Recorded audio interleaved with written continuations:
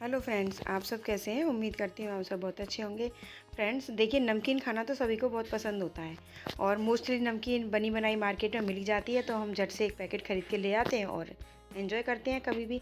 लेकिन अगर उसी नमकीन को अगर हम घर में बनाएं तो कैसा रहे, जो कि बहुत ही सस्ती भी बनेगी और बहुत हेल्दी भी बनेगी और अच्छी भी बनेगी। तो इसी चीज़ को ध्यान में रखते हुए मैं आज एक नमकीन लेकर आई हूँ, मूंग दाल की नमकीन, जो बनाने में बहुत ही ज़्यादा आसान है और खाने में बहुत ही ज़बरदस्त टेस्टी भी है और बहुत ज़्यादा हेल्दी भी है। तो चलिए वीडियो शुरू करते हैं। लेकिन वीडियो शुरू करने से पहले, हेलो फ्रेंड्स, मेरे YouTube channel ways for veggies में आपका बहुत बहुत स्वागत है। फ्रेंड्स, अगर आप मेरे चैनल पर नए आए हैं तो प्लीज़ चैनल को सब्सक्राइब कीजिए, साथ में बेल आइकन का बटन दबाइए, जिससे हर वीडियो की नोटिफिकेशन आपको सबसे पहले मिल सके। तो चलिए चलते हैं। और इस नमकीन को बनाने के लिए मैंने देखिए 1 कटोरी मूंग दाल ली है। साबुत मूंग है, बिना छिलके वाली जो होती है, धुली हुई।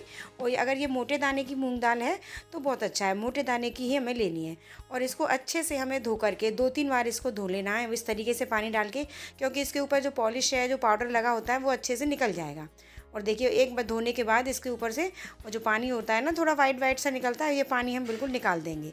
और इस तरीके से हमें 2 बार करना है इसको, 2 से 3 बार, जब तक ये पाउडर सा निकल जाए कलर इसका, तब तक हमें इसको धो करके तैयार करना है। इस तरीके से देखिए 2-3 बार करिए।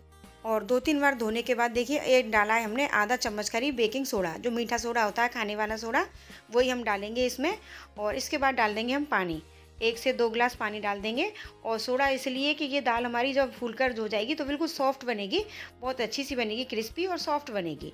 और इसको डाल करके पानी को बस 4-5 घंटे के लिए हम इसको भिगोने रख देंगे, जिससे दाल हमारी अच्छे से फूल जाए। अब देखिए 4-5 घंटे हो चुके हैं और देखिए अब इसका जो पानी है ये निकाल देंगे और देख लेंगे हाथ से, देखिए दाल कितनी अच्छी से फूल गई है, बहुत ही ज़्यादा सॉफ्ट हो गई है। 4-5 घंटे हमें भिगोना है, जिससे कि ये खूब अंदर तक फूल जाए।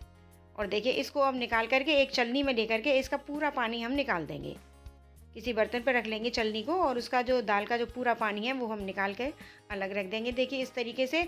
और छलनी को 2-4 मिनट के लिए, 5 मिनट इसी तरीके से रहने दीजिए, जिससे इसका पानी बिल्कुल निचुड़ जाएगा, बिल्कुल पानी निकल जाएगा। इस तरीके से देखिए देर तक निकलता रहता है, तो इसी के ऊपर रखा रहने दीजिए, आराम से निकलता रहेगा। और देखिए पानी बिल्कुल निकल गया है और दाल बिल्कुल ऐसी हो गई है जैसे पानी था ही नहीं। और अब लेंगे एक हम कॉटन का कपड़ा, कोई भी कपड़ा ले लीजिए, और इस दाल को अच्छे से इस पर फैला देंगे, हाथ से फैला देंगे, जिससे कि इसमें जो भी और भी पानी है, जो भी नमी है इसकी, वो निकल जाएगी इस तरीके से। और पंखे के नीचे करीब 1 से 2 घंटे के लिए हम इसको डाल देंगे, जिससे कि इसका पानी निकल जाए और बिल्कुल दाल हमारी फरारी सी हो जाएगी। देखिए इस तरीके से पानी बिल्कुल निकल चुका है, लेकिन दाल को सुखाना नहीं है, सिर्फ पानी को ही हमें सुखाना है। और देखिए देख लेंगे दाल हमारी अभी भी सॉफ्ट है, काट करके देखिए इस तरीके से देख लेंगे, बिल्कुल सॉफ्ट है अभी। और एक कढ़ाई में लेके अब 1 से 2 चम्मच हम देसी घी, आप चाहें तो कुकिंग ऑयल में भी बना सकते हैं, लेकिन मैं देसी घी में बना रही हूँ। देसी घी की नमकीन बहुत टेस्टी बनती है।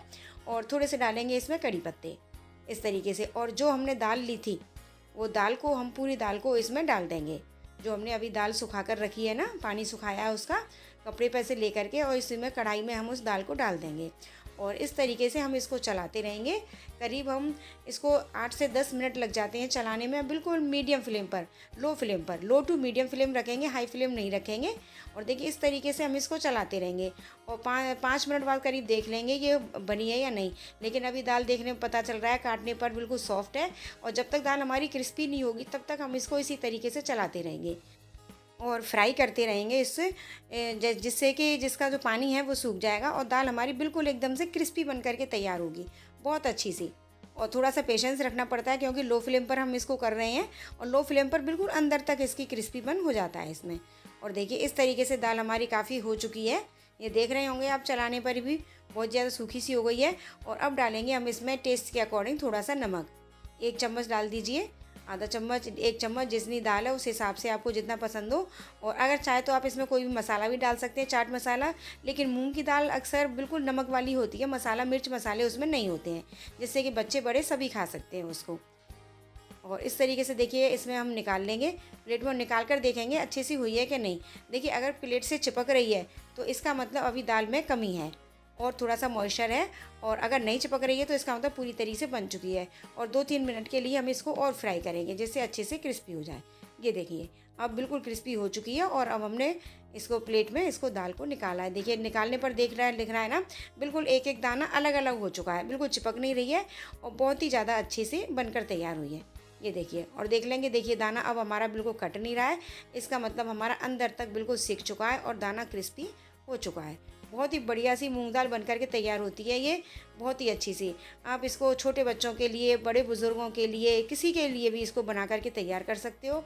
किसी भी अगर बीमार हैं बच्चे, नमकीन खाने का मन करता है तो मार्केट की नमकीन हम नहीं दे सकते हैं उस समय, लेकिन अगर ये वाली नमकीन बना करके तैयार करेंगे और बच्चों को देंगे तो बहुत ही ज़्यादा टेस्टी बनती है, बहुत ही हेल्दी भी होती है क्योंकि घर पर बनी हुई है।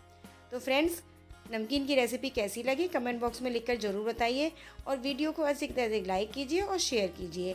और अभी तक आपने मेरे चैनल को सब्सक्राइब नहीं किया है तो प्लीज़ चैनल को भी सब्सक्राइब कर दीजिए, साथ में बेल आइकन का भी बटन दबाइए जिससे हर वीडियो की नोटिफिकेशन आपको सबसे पहले मिलती रहे।